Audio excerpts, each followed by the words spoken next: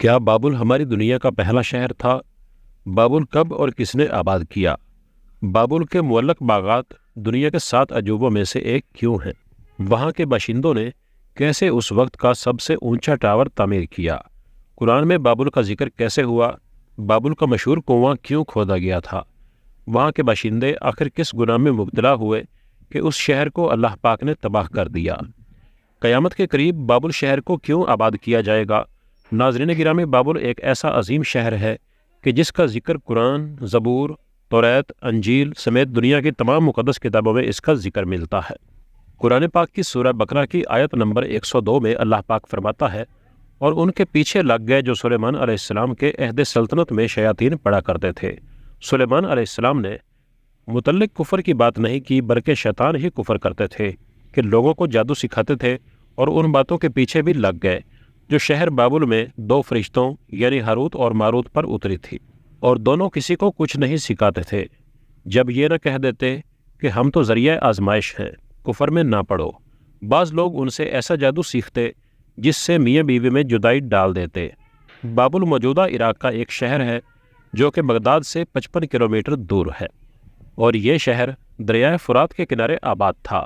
پرانے زمانوں میں یہ سلطنت بابل اور کلدانی سلطنتوں کا دارالحکومت رہ چکا ہے۔ اب بات کرتے ہیں کہ آخر یہ شہر کب آباد ہوا۔ اس بارے میں معتبر روایات ہیں کہ حضرت آدم علیہ السلام نے دریائے فرات کے کنارے ہی اپنا مسکن بنایا تھا۔ جب قابیل نے حابیل کو قتل کیا تو آدم علیہ السلام قابیل سے نفرت کرنے لگے، اور قابیل پہاڑوں کی طرف بھاگ گیا۔ قابیل اور اس کی اولاد شیطانی کاموں میں مگن تھے، اور وہ حضرت شیس علیہ السلام کی اولاد پر انہی پہاڑوں سے اتر کر حملہ آور بھی ہوتے تھے۔ جیسا کہ آپ جانتے ہیں کہ قابیل نے حابیل کو عورت کی وجہ سے قتل کیا، اسی وجہ سے قابیل کی اولاد کا بھی یہی شیوا تھا کہ وہ پہاڑوں سے آتے اور لوٹ مار مچا کر پسند کی عورتوں کو اٹھا کر لے جاتے۔ اس لیے اس بستی کا نام بابل یعنی جدائی رکھا گیا۔ ناظرین، اندازہ کریں کہ 5000 سال قبل مسیح کی تحریروں میں بھی اس شہر کا تذکرہ موجود ہے۔ قدیم یونانی زبان میں اس کو بابیلونیا بھی کہا جاتا تھا۔ 2300 قبل مسیح میں اس شہر پر ایلامی خاندان کا قبضہ ہو گیا۔ وہ بادشاہ نمرود اسی خاندان کا حکمران تھا کہ جس نے خدائی کا دعویٰ کیا۔ 1750 قبل مسیح کے دوران عراق کے مشہور بادشاہ حمورابی نے بابل کو اپنے دارالحکومت کا درجہ دیا، اور اس نے بکثرت عمارات تعمیر کروائیں، نہریں کھدوا کر آبپاشی کا نظام درست کیا۔ تب ہی سے اس شہر نے ترقی کی منازل طے کرنا شروع کر دیں۔ حمورابی کے بعد بادشاہتیں تبدیل ہوتی رہیں، یہاں تک کہ 699 قبل مسیح میں کلدانی حکمران بخت نصر بابل کے تخت پر آیا، اور اس نے لڑکپن میں ہی مصر جیسی قوت کو گھٹنے ٹیکنے پر مجبور کر دیا، اور اپنے آس پاس کی تمام قوتوں کو زیر کرنے کے بعد یہودیوں کے علاقے یروشلم کی اینٹ سے اینٹ بجا دی۔ ہزاروں یہودی قید کر کے بابل لے آیا، اور ان سے دن رات مشقت لی جانے لگی، اور ان لوگوں میں حضرت دانیال علیہ السلام بھی شامل تھے۔ بخت نصر کے دور کو ہی بابل شہر کے عروج کا دور کہا جاتا ہے۔ اس نے سلطنت کی زیادہ تر دولت بابل کی تزئین و آرائش، اس کی فصیل بندیوں اور دفاع پر خرچ کی۔ بخت نصر کی تعمیرات میں سب سے اہم مقام بابل کے باغات کو حاصل کرنا تھا، جو اپنے وقت سے لے کر اب تک کے عجائبات میں شمار کیے جاتے ہیں۔ یہ باغات اس نے اپنی حسین و جمیل ملکہ کے لیے بنوائے تھے۔ کہا جاتا ہے کہ اس کی ملکہ کسی اور کے پیار میں اندھی تھی، جس وجہ سے بخت نصر نے ہوا میں معلق ایسے باغات تعمیر کروائے کہ وہ ان میں مگن ہو کر رہ گئی۔ اور دوستو، یہ دنیا کے ان 7 عجائبات میں واحد عجوبہ ہے کہ جس کے مقام کا ابھی تک کسی کو معلوم نہیں۔ نامور تاریخ دان ہیروڈیاس کے مطابق اس وقت بابل کی آبادی 5 لاکھ تھی۔ جیسے جیسے شہر کی آبادی بڑھنے لگی تو بادشاہ بخت نصر کو فکر لاحق ہوئی کہ کہیں شہر لوگوں کے لیے کم نہ پڑ جائے، اسی لیے اس نے دریائے فرات پر پل تعمیر کروا دیا، اور پھر یہ شہر 2 حصوں میں تقسیم ہو گیا۔ دریائے فرات کے مشرقی اور مغربی دونوں طرف لوگ رہنے لگے۔ دوستو، یہی وہ پہلا حکمران تھا جس نے پتھروں سے دنیا کا پہلا پل تعمیر کروایا۔ بس پھر آہستہ آہستہ یہ شہر بھی برائیوں کی طرف بڑھنے لگا، جیسا کہ اکثر ترقی پذیر شہر ترقیوں کی سیڑھیاں چڑھ کر برائیوں میں ہی مبتلا ہوتے ہیں۔ یہ شہر جادو کی آماجگاہ بن چکا تھا۔ جیسے کہ ہم نے پہلے بھی سورہ بقرہ کی آیت نمبر 102 بیان کی ہے کہ لوگ ہاروت اور ماروت دونوں سے جادو سیکھتے تھے۔ قومی روایات ہیں کہ بابل میں بخت نصر نے ایک ٹاور تعمیر کیا، جس کا مقصد صرف یہ تھا کہ وہ اس کے ذریعے سے جادو کر کے آسمانی مخلوق کو اپنے بس میں کرنا چاہتا تھا، تاکہ وہ پوری دنیا پر حکمرانی کر سکے۔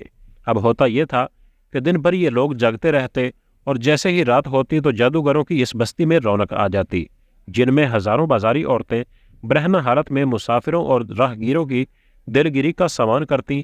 بابل کے لوگ بت پرست تھے۔ ان کا سب سے بڑا دیوتا تابل مردوک کہلاتا۔ اوریانیت اور بے حیائی اتنی زیادہ عام تھی کہ دیوتاؤں کے مندر اصل فحاشی کے مرکز ہوا کرتے تھے، جہاں کنواری لڑکیاں جا کر اپنی دوشیزگی کا عطیہ دیویوں کو نظر کر دیتی تھیں۔ بابل میں طرح طرح کے رواج عام ہو گئے، جیسے کہ فیسٹیول آف بیلس، جس میں 2 مقدس بیل اور گائے کا ملاپ کروایا جاتا، اور جیسے ہی ان کا ملاپ ہوتا تو میلے میں لوگ شامل جس عورت پر ہاتھ رکھتے وہ اسی کے ساتھ ہم بستری کرتے۔ یہ میلہ ہر سال منایا جاتا تھا، لیکن ایک سال ایسا ہوا کہ بخت نصر کی بیٹی بھی وہ میلہ دیکھنے چلی گئی، اور جب ایک مرد نے اس پر ہاتھ رکھ دیا تو پھر اس کے ساتھ بھی زبردستی جنسی خواہشات کو پورا کیا گیا۔ کہتے ہیں کہ جب بخت نصر بادشاہ کو پتہ چلا تو اس نے میلے میں شامل 25,000 کے قریب مردوں اور عورتوں کو قتل کروا دیا، اور اس کے بعد دوبارہ اس میلے کا انعقاد پر پابندی لگا دی۔ شہر بابل کا ذکر چاہے بابل کے بنا بالکل ادھورا ہے۔ چاہے کنواں کو کہا جاتا ہے، اصل میں یہ کنواں زندان کے طور پر استعمال ہوتا تھا، لیکن یہ چاہ بابل مشہور اس لیے ہے کہ توریت کے مطابق اس کنویں میں 2 فرشتے ہاروت اور ماروت قید ہیں کہ جنہوں نے زنا اور قتل کیا تھا۔ دوستو، اس بات میں کتنی حقیقت ہے یہ کوئی نہیں جانتا۔ بخت نصر کے مرنے کے بعد 539 قبل مسیح میں ایران کے بادشاہ سائرس دی گریٹ نے بابل پر قبضہ کر لیا۔ بعد ازاں اسے سکندر اعظم نے ایرانیوں سے چھین لیا، اور سکندر اعظم کے بعد اس شہر کی بربادی کا وقت شروع ہو گیا۔ جادوگروں اور گناہوں کی اس بستی کی فلاح و بہبود پر کوئی خاص توجہ نہ دی گئی، اور آنے والے ادوار میں بابل کی جگہ سکندریہ، ایتھنزا اور قسطنطنیہ جیسے شہروں نے لے لی، جبکہ بابل آہستہ آہستہ گمنامی کے اندھیروں میں ڈوبتا چلا گیا۔ اللہ نے اس بستی کو ایسا گمنام کیا کہ جب عباسیوں کی حکومت آئی تو بابل میں کھنڈرات کے علاوہ کچھ باقی نہ رہا تھا، اور اب بھی بابل میں ڈراؤنے کھنڈرات کے علاوہ کچھ نہیں۔ عیسائیوں کا ماننا ہے کہ قرب قیامت میں بابل پھر سے دنیا کا سب سے عظیم شہر بنے گا، اور پوری دنیا کو ہم وہاں سے بیٹھ کر اپنے قبضے میں کر لیں گے۔ یہی وجہ ہے کہ اکثر عیسائیوں کے پوپ بابل کو آباد کرنے کے لیے عراق سے رابطے میں رہتے ہیں، اور آپ نے بھی یقیناً یہ سن رکھا ہوگا، کیونکہ آئے دن بابل کی دوبارہ آباد کاری کی باتیں ٹاک شوز میں ہوتی رہتی ہیں۔ آخر میں اللہ پاک سے دعا کرتے ہیں کہ وہ ہمیں اپنی حفظ و امان میں رکھے، مجھے اور تمام سننے والوں کو بروز قیامت بغیر حساب کتاب کے جنت الفردوس میں اعلیٰ مقام نصیب فرمائے، آمین۔ تو ناظرین، یہ تھی ہماری آج کی ویڈیو۔ اچھی لگی ہو تو لائک اور چینل کو سبسکرائب کر دیں تاکہ آنے والی ویڈیوز کا نوٹیفیکیشن بھی آپ کو ملتا رہے۔